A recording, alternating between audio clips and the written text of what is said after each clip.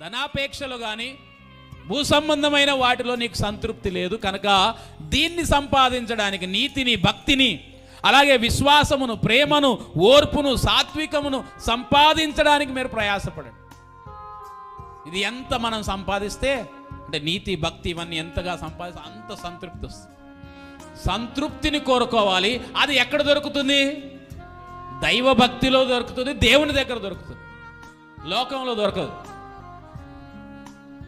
లోకంలో చాలామంది చూపిస్తారు హ్యాపీనెస్ మీకు కావాలంటే, ఆనందం మీరు పొందుకోవాలనుకుంటే, మీ కుటుంబం అంతా సంతోషంగా ఉండాలంటే ఇల్లు కొనమంటాడు ఒకడు, కారు కొనమంటాడు ఒకడు, అవునా కదా, రేమండ్ డ్రెస్ వేసుకోమంటాడు ఒకడు. నిజంగా ఉందా?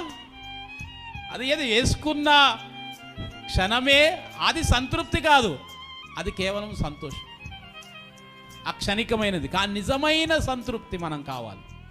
ప్రభువులో వచ్చిన మనకు దేవుని వాళ్ళరా నిజమైన సంతృప్తి అందుకనే దైవ భక్తిలో ఉంది.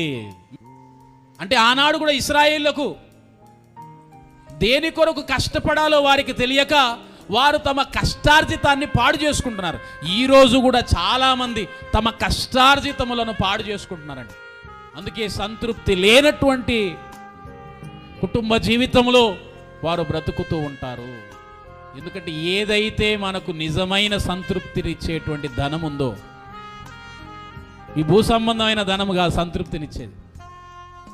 మనకు తెలిసింది భూ సంబంధమైన ధనం, మనకు తెలిసింది భూ సంబంధమైన ఐశ్వర్యం. కానీ ఈ భూ సంబంధమైనది కాదు, పరలోక సంబంధమైన ఐశ్వర్యం ఉంది, పరలోక సంబంధమైన ధనం ఉంది, పరలోక సంబంధమైన ఆహారం ఉంది. ఆ పరలోక సంబంధమైన ఆహారం కొరకు కష్టపడాలి, ఆ పరలోక సంబంధమైన ఐశ్వర్యం కొరకు కష్టపడాలి. ఆ పరలోక సంబంధమైన వాటిలో మనకు సంతృప్తి ఉంది కనుక వాటి కొరకు మనం కష్టపడాలి. పాత నిబంధన కాలమైన ప్రభువు బోధించిన సువార్తలైన అపోస్తులు ప్రకటించినటువంటి కాలమైన మీకు చాలా స్పష్టంగా కనబడుతుంది. అందుకని యెషయా గ్రంథంలో అదే అంటాడు, మీ కష్టార్జితాన్ని ఎందుకు వ్యర్థం చేస్తున్నారు మీరు? ఆకలి తీర్చే ఆహారం వేరు, సంతృప్తినిచ్చేటువంటి ఆహారం వేరు.